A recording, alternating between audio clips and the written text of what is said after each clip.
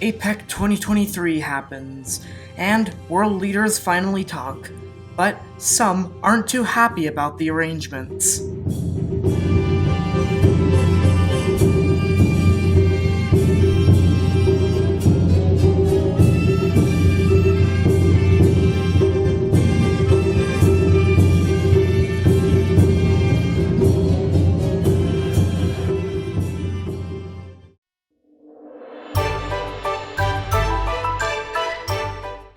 So, APEC 2023 finally happened. The big meeting where a lot of Asian leaders and some North American leaders, and then for some reason a few South American ones, meet up and discuss, political stuff. And, well, there were some interesting things that happened.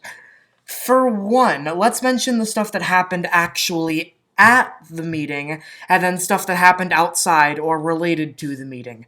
So, first of all, Biden called Xi Jinping a dictator. That was pretty funny. And then the Chinese foreign secretary mocked him for this and just denounced him, even though by definition, yes, he is like a dictator. And also, the Canadian media over here made a very big deal about the fact that Trudeau and Xi Jinping did not have any big meetings during the time, but they did say hello to each other during the big photo shoot ceremony.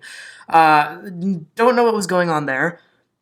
Among other things as well, China and the US also talked, and I believe that they agreed to stop the flow of fentanyl into the country and also to restore military communications to normal before Nancy Pelosi went to Taiwan.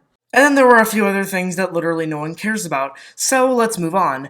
There were big protests at this meeting, and, well, there were many reasons for it, most of them directed at China. There was the Free Tibet movement, which made their mark here, and also at the airport when Xi Jinping arrived, there was a display of Tibet and Xinjiang flags, and I believe a Hong Kong flag.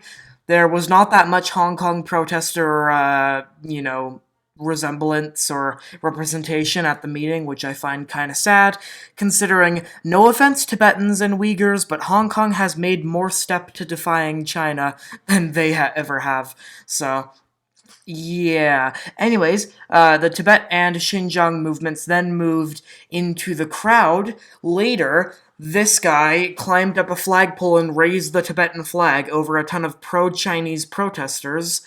This guy ran into a crowd and put the Tibetan flag in front of a ton of pro-Chinese people.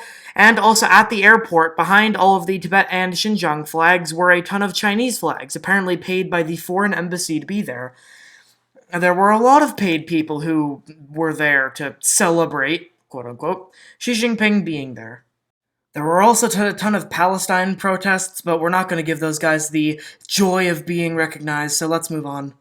There was also apparently a ton of anger about how the fact that San Francisco cleaned up all of their streets, proving that the government can clean up the streets, but they're only going to clean it when there's guests coming.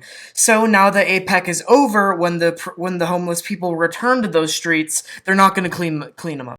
Anyways, that's going to be all for this video. If you were there protesting, or if you were a protester at APEC, then good job, you are a legend.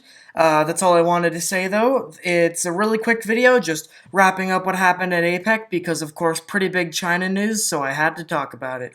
Anyways, goodbye, and see you guys next time.